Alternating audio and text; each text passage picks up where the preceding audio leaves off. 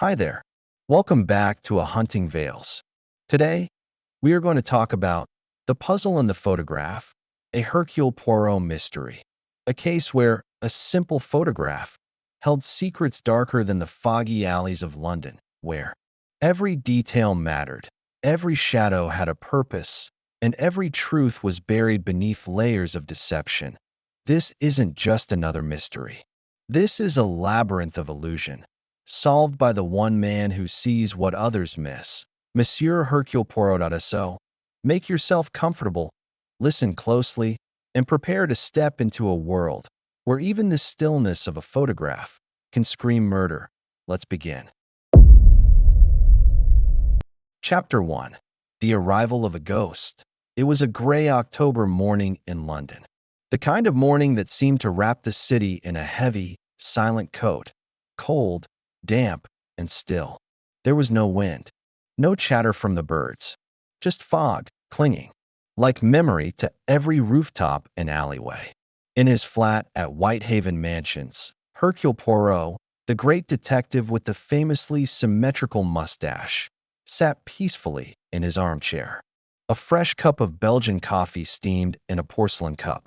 His slippers were aligned precisely with the patterned rug beneath him. All was quiet. All was perfect, until Miss Lemon arrived with the post. She entered quietly, her usual efficient self, and placed the silver tray on the side table without a word. Poirot barely looked up. Letters were rarely of consequence these days. But today one envelope stood out.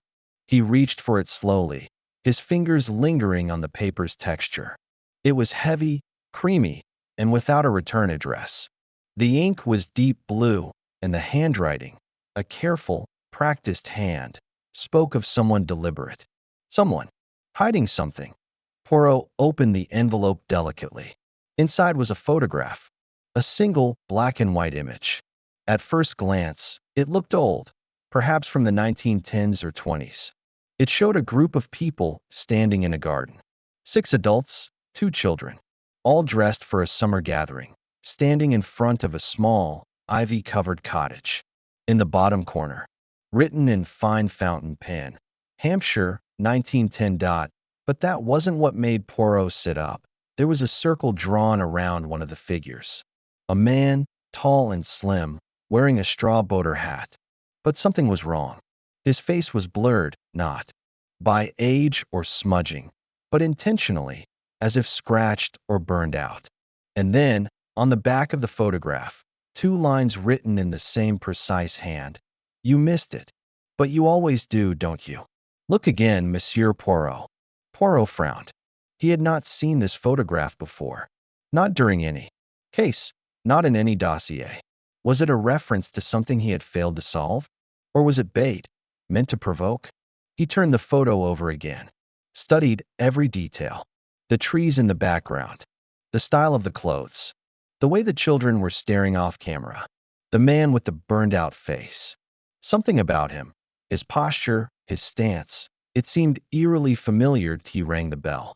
Miss Lemon returned, quiet and observant as always. Miss Lemon, he said calmly, kindly ring Inspector Japp and tell him I need to speak with him immediately. And after that, bring me the case files for any murder in Hampshire, 1910 to 1920. Anything unsolved. Miss Lemon blinked. All of them, Mr. Poirot? Yes, all, he replied. We are being summoned by a ghost, I think. One that expects me to fail. And Hercule Poirot, he does not fail. 2 hours later, Inspector Japp arrived looking irritated but curious. You're dragging me out for a photo, Poirot? He grumbled, pouring himself a cup of tea without asking. I've got a dozen cases on my desk. Poirot handed over the photograph. Japp looked at it, turning it once, twice, and then looked up, his face unreadable. Wait. This looks like something from the old Broad Hollow case, he muttered. We never solved it. Poirot leaned in. Tell me. Everything. Japp sighed. Back in 1910, a man named Julian Harwood was found dead near the Broad Hollow cottage in Hampshire. A recluse. Quiet fellow. No family. He was hosting a garden party with a few colleagues. apparently to celebrate his engagement. He never made it to the toast. Body was found by the riverbank. Blunt force trauma to the skull. No signs of struggle. The guests, those people in the photo, I reckon, all claimed they heard nothing. No arrests were made. Case went cold. And this man? Poirot pointed at the circled figure. No idea, Jap said. Harwood, maybe. But the face is missing. Odd, innit? Poirot nodded. Someone has sent this to remind us. To mock us. But also to invite us. I believe the answer is still in that photograph. And so, mon ami, we must go to Hampshire. The next morning, Poirot and Jap boarded a train bound for the southern countryside. The fog hung low outside the windows, the trees rushing past like silent witnesses to some long-forgotten sin. As they neared the village of Leighton Holt, where the broad hollow cottage was said to stand, Poirot remained unusually quiet. His mind was not only on the photograph. It was on the voice behind the words, "You missed it." Someone who knew him, or knew of him. Someone who believed themselves clever enough to challenge him.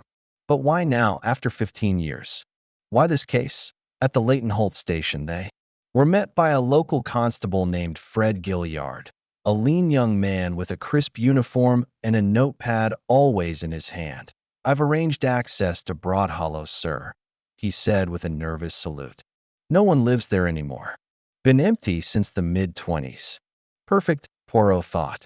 Empty places kept secrets best. The cottage was exactly as it had been in the photo, save for times where ivy still crawled up its sides. The garden was overgrown, the windows dusty. Inside, it smelled of old timber and earth. Mice skittered somewhere beneath the floorboards. But as Poirot stepped into the main room, he paused. There were still remnants of a past life. A sideboard with faded photographs, a shelf of books, and on the mantelpiece, a single cracked frame, with a photograph nearly identical to the one Poirot had received, but this one was untouched. No missing face. And the man at the center, tall, straw-boater hat, straight-backed, looked directly into the camera. His expression unreadable. His eyes empty. "Julian Harwood," Gilliard said quietly behind him. "The one who died." Poirot nodded slowly. Then someone removed his face from my version. But why? What did they want me not to see? Or perhaps, what did they want me to remember? Jap stepped forward, lifting the photo. "This is eerie, I'll give you that. But what do you see in it, Poirot?" Poirot stood silently, his hands folded over his cane. Then, after a long pause, he turned to them both. "There are 8 people in this photograph. But there were only 7 guests at the party, yes?" Gilliard blinked. "Yes, according to the old reports." Poirot tapped the glass. "Then who is this?" In the far left corner of the photograph, a shadow. A figure, half-turned, almost hidden by the edge of the frame. Not posing, not smiling, just watching, and Poirot, for the first time in many months, felt it again, that slow, creeping thrill. The game was beginning. Chapter 2. The hidden signature. The shadow in the photograph had no name, no recognition, just a form, partially obscured, partially forgotten, standing on the edge of the frame like an afterthought. Yet it was the most important detail in the image. Not because it was central, but because it wasn't supposed to be there. Poirot stood still, holding the original photo next to the framed one found in the Broad Hollow cottage. The differences were subtle, but meaningful. In the original, Julian Harwood's face was burned out. In the framed photo, he stared directly at the camera, proud and seemingly content. But the shadow, that extra person, was present in both versions. Overlooked, faint, but real. He turned to Jap and Constable Gilliard. "Mon ami," he said softly. "Sometimes the clue is not what has been removed, but what remains." Jap frowned. "You think this figure in the corner could be the killer?" Poirot nodded. "Perhaps. Or perhaps this person took the photo. Perhaps they never meant to be seen. And yet, they left a trace. They always do." Gilliard took out his notepad. "Would you like me to check the old property registry, sir?" See if there were any servants, perhaps someone undocumented. Oui, Poirot said. Servants, neighbors, even passing delivery men. Anyone who might have appeared on this property. In June of 1910, Japp leaned on the windowsill, looking out into the wild garden. I always thought Harwood's death was an unfortunate accident. No signs of forced entry. No enemies to speak of. He was well liked. Wealthy, sure, but quiet. His death was almost ordinary. That, Poirot said firmly, is Wyatt. Is interesting. Murder is rarely flamboyant, my friend. Often, it is quiet, domestic, hidden beneath smiles and toast glasses. And that is what disturbs me.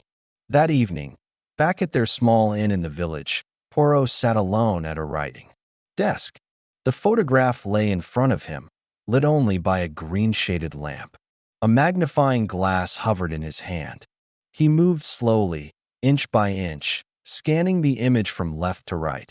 There was something near the ivy-covered cottage wall, a strange smudge that didn't match the rest of the garden. He leaned closer.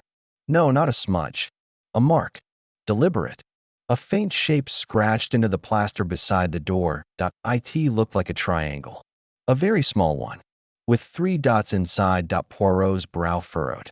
That wasn't architectural. That was symbolic. He flipped the photograph and looked again at the message. You missed it. But you always do, don't you? Missed it. Not him. Not her. It. The symbol. He pulled out his pocket diary and flipped through old cases. Somewhere, that mark had appeared before. Yes. There. Case number 407, the lion letters.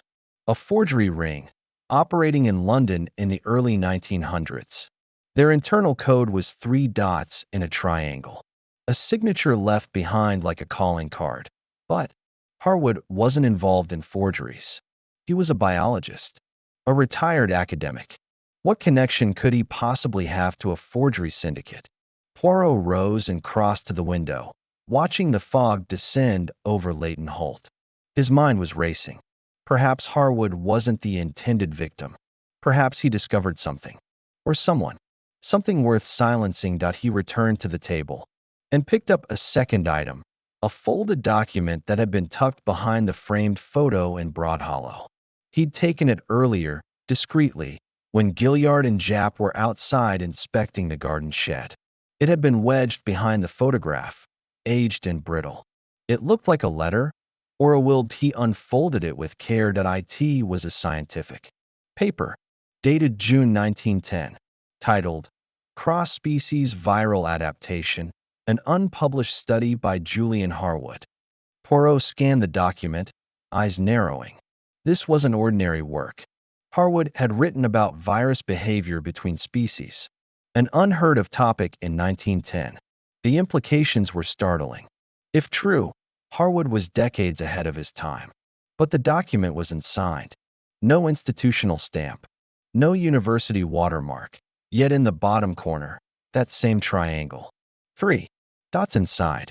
Faint. As if etched with a pen. This wasn't scientific research. It was a cipher.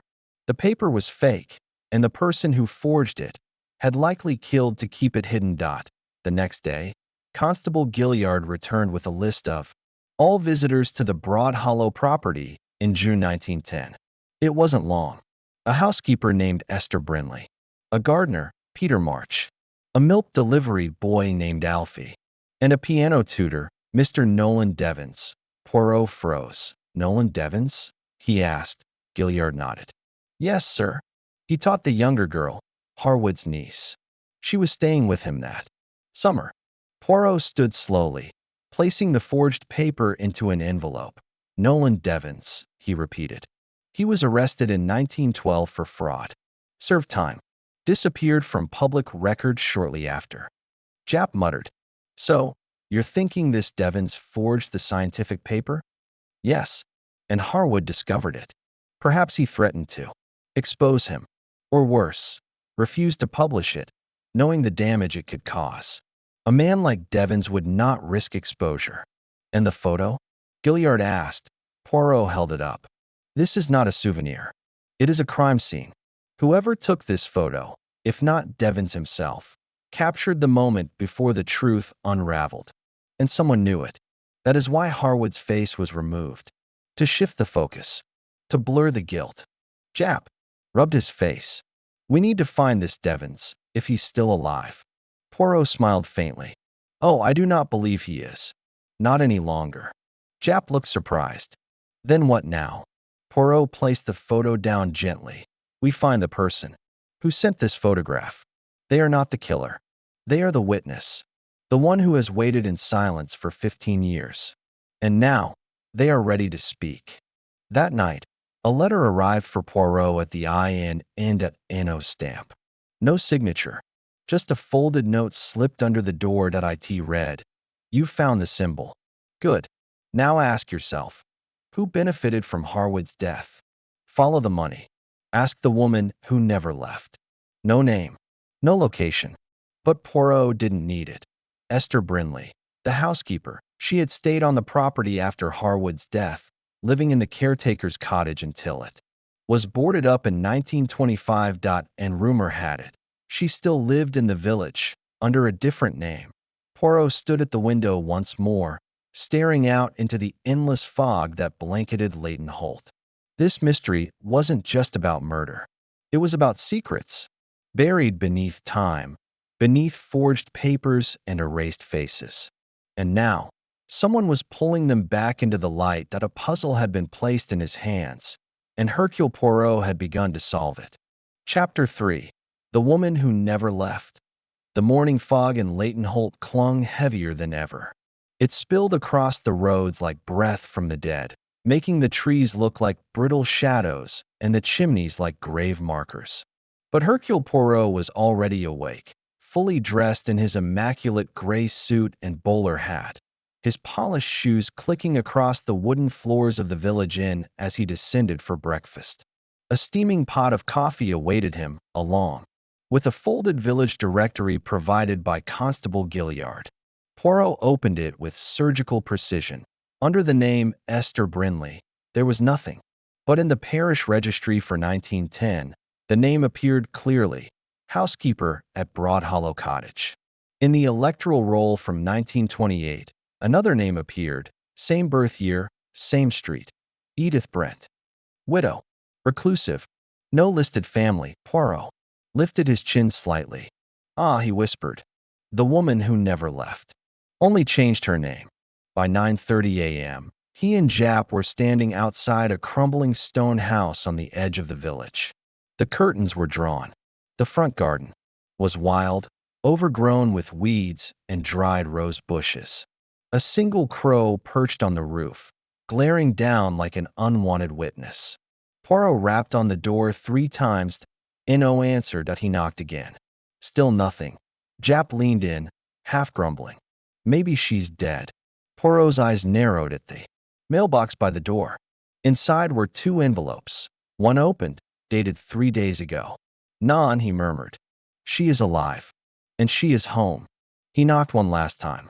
This time, slowly, rhythmically, then took a step back and waited.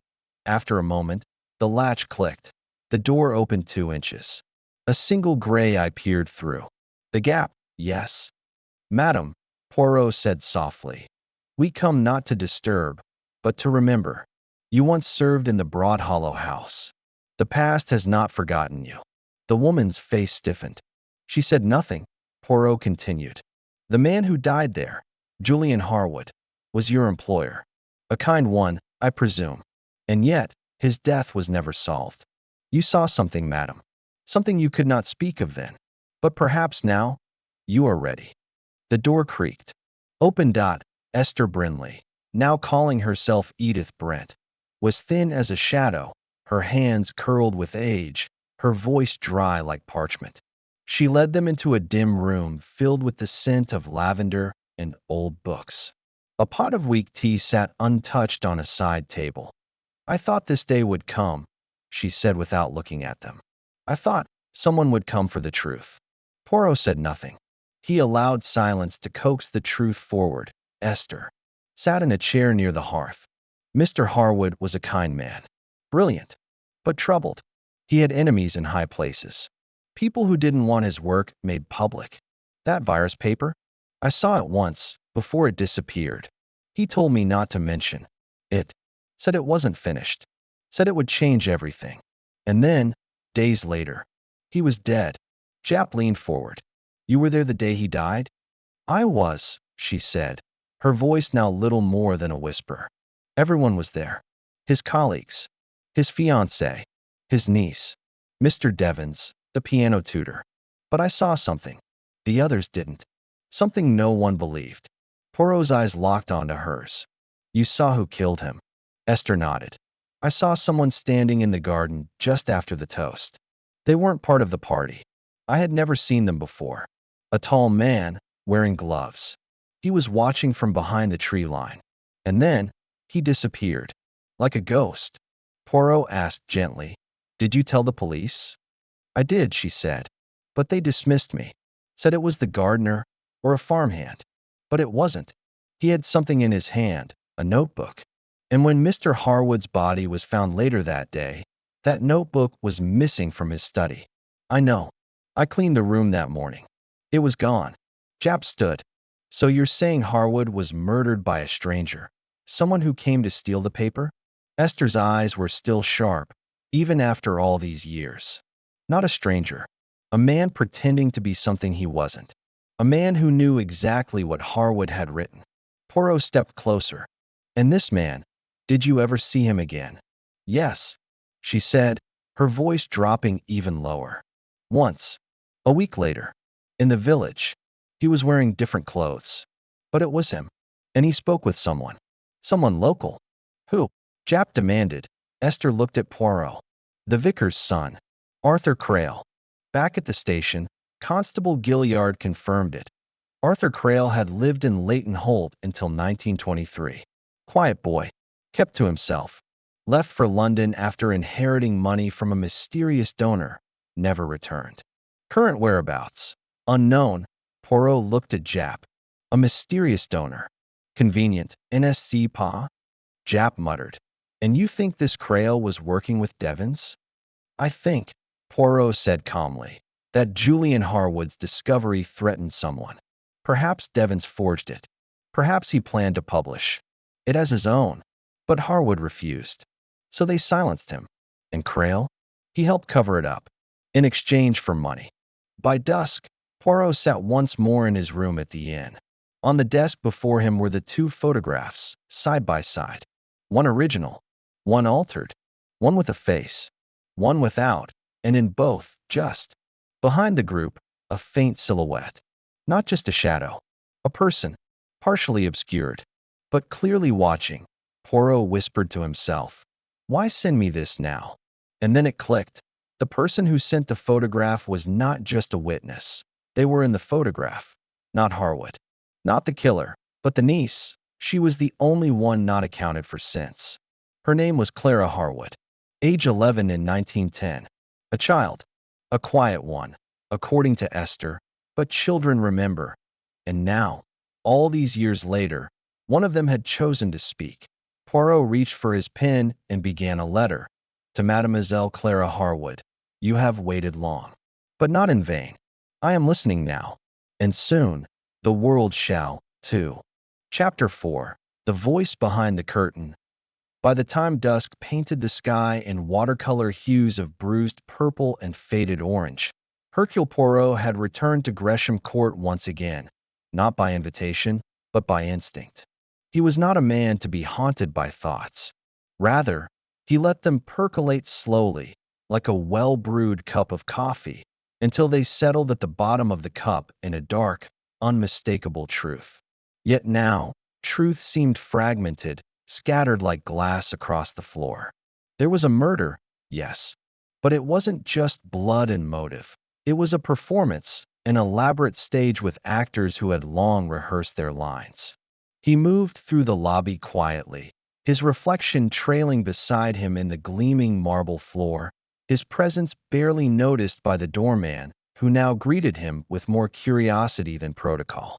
The air inside the Gresham Court apartments felt different that evening, charged, heavy, as though the building itself was bracing for revelation.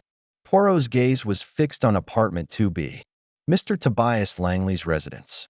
The man who had first come to Poirot in tears with a photograph and fear in his voice. The man whose secret, whatever it was, had fractured the calm of this old building. Poirot knocked gently. It was not Langley who opened the door, but his housekeeper, Mrs. Adeline Pinberry, a woman with hair pulled so tightly into a bun that her eyes seemed perpetually startled. "Monsieur Poirot," she said, her voice cracking slightly. "He's been expecting you." That was odd. Langley hadn't been informed Poirot would return.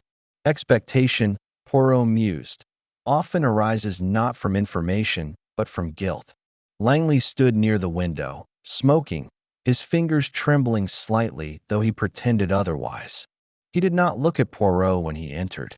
"I had a dream," he murmured, voice low, "about the photograph. I saw her standing behind me in the frame." Poirot's brow furrowed. "You saw her?" "Yes, my sister. In the same dress she wore the night she died. Just watching." Poirot approached. "Mademoiselle Langley, your sister, she perished in an accident, non?" Langley's face contorted.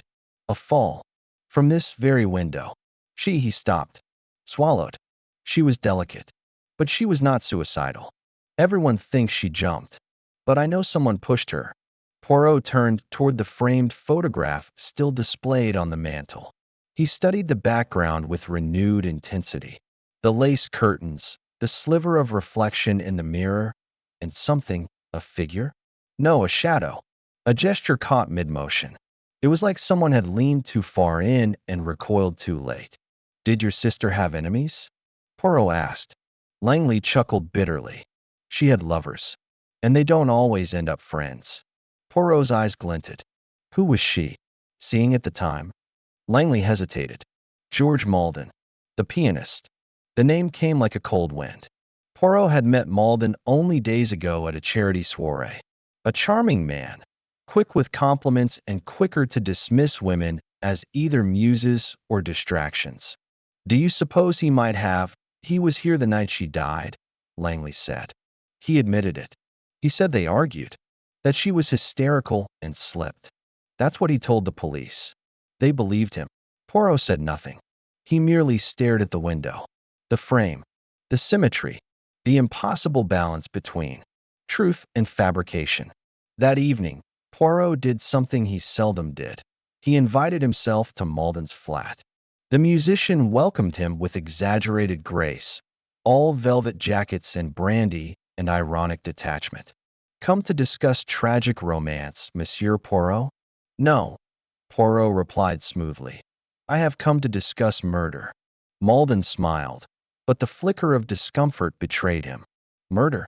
You were the last person to see Mademoiselle Langley alive." "That much is true. And you quarreled with her." "Also true. And now," Poirot said, stepping forward, "her image appears in a photograph she never posed for." "A trick of light? Or conscience?" Malden stiffened. "I told the police everything. But you did not tell them that she was going to leave you, that she was carrying your child, that she threatened to expose your gambling debts and ruin your reputation at the conservatory." The room fell silent. The air tightened. "You searched her room after she died," Poirot added, "looking for the letters. But someone else found them first and burned them." "You have no proof of that," Malden hissed. Poirot tilted his head. "None, but I have the pattern. And I have the photograph." He retrieved it from his coat pocket. Enlarged, it reveals the cuff of a man's coat. Charcoal wool, tailored with a diagonal seam. "Just like yours." Malden's hand trembled. "It was an accident," he whispered. She stepped back.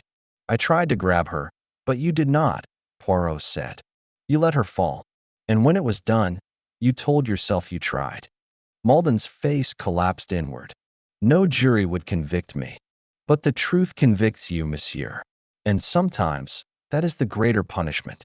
Poirot left the apartment without waiting for an answer. Outside, the night had turned colder.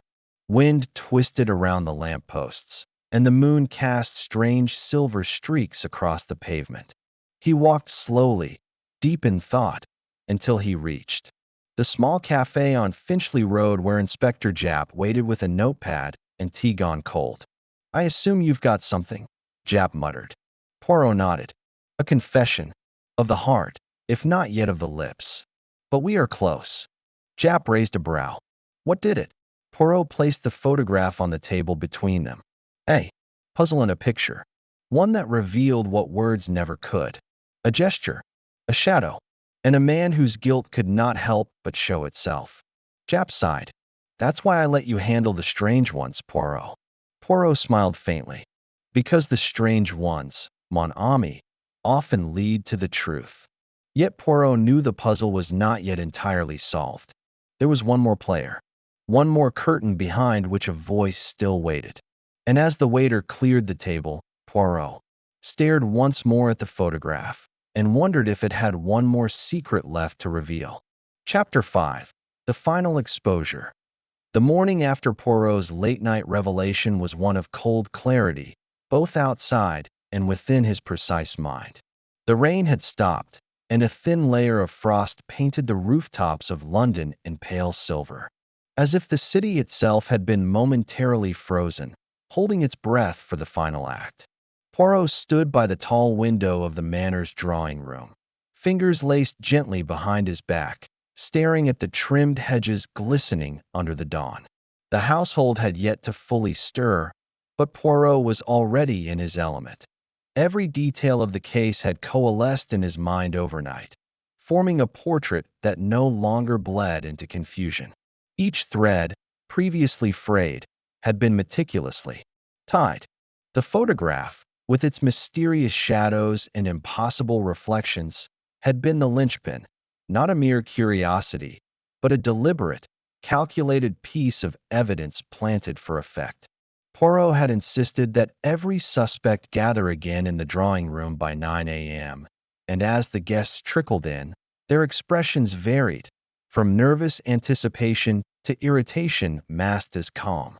Colonel Redburn arrived first, rigid in posture, but visibly restless, tapping one boot against the polished wooden floor.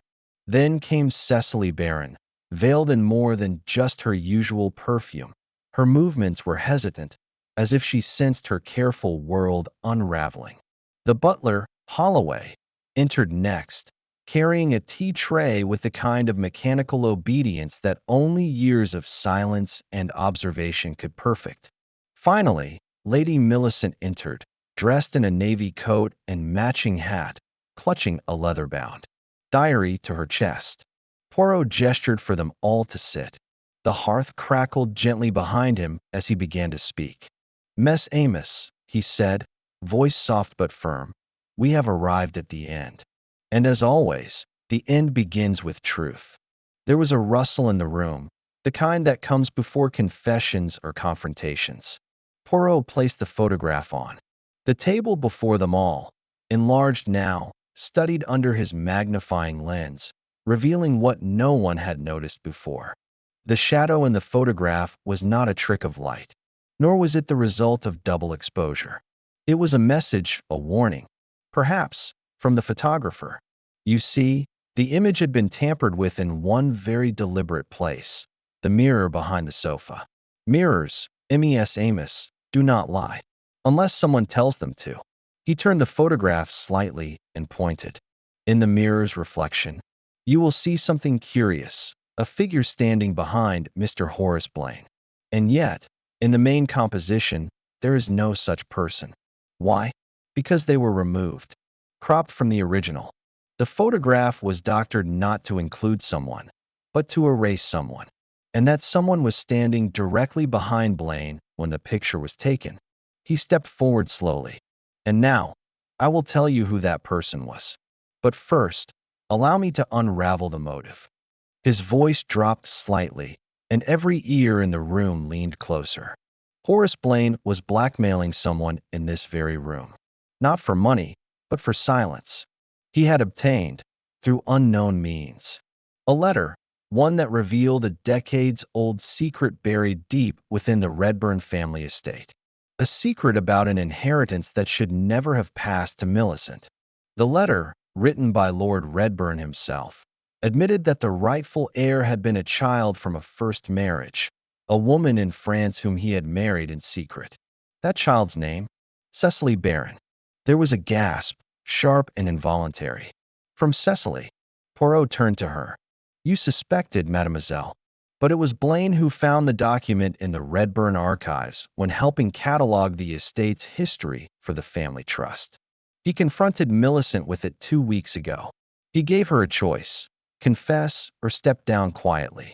But he made one mistake. He gave her time to think. Lady Millicent stood abruptly. This is absurd, she said, voice brittle. A baseless accusation. Poirot merely raised a brow, but not without evidence. The original photograph, unaltered, was sent to a colleague of mine at the Royal Photographic Society. With advanced imaging, they recovered the deleted figure, Lady Millicent, holding a small bottle. The same bottle later found behind the liquor cabinet, wiped clean. Traces of digitalin, heart poison, were found in Mr. Blaine's teacup. The time of his death matches precisely when the tea was served. He stepped back and allowed the weight of the facts to settle. Millicent's face drained of color. Her fingers clutched the diary tighter. I did what I had to do, she said.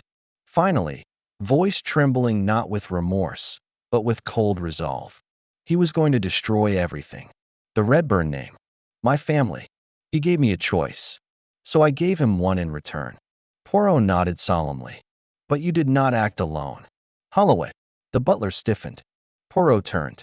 You moved the body. You helped carry it from the study to the conservatory to simulate a heart attack while gardening. You believed you were protecting the legacy of the estate, non? Holloway's lips parted, but no words came. Only a faint nod. Poirot walked slowly across the room and picked up the leather-bound diary. But perhaps the most tragic part of this tale, he said softly, is that the rightful heir, the woman deceived by her birthright, had no desire for any of it. Is that not true, Cecily? Cecily Barron looked down at her gloved hands. I only came because he asked me to. She whispered. I never wanted the money or the title. I just wanted to know where I came from. He promised he'd help me. Poirot's gaze softened. And in the end, he did. At the cost of his life. Outside, the frost was beginning to melt, the morning sun pushing through the gray clouds in pale streaks. The inspector arrived shortly after, and Lady Millicent was led away in silence, her coat buttoned to the neck, her expression unreadable. Poirot remained by the fireplace long after the room emptied, hands folded across his waistcoat, eyes fixed on the photograph that had started it all. The past, he murmured, has a curious way of returning through the smallest cracks. And as he turned away, the embers behind him glowing orange and gold, the mystery was finally put to rest, not with applause, but with quiet, unmistakable resolution. Another puzzle solved. Another truth unveiled by the little gray cells. And, for Hercule Poirot, that was enough.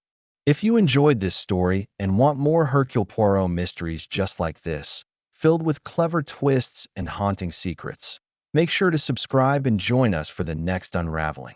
The greatest puzzles are yet to come, and you won't want to miss a single one.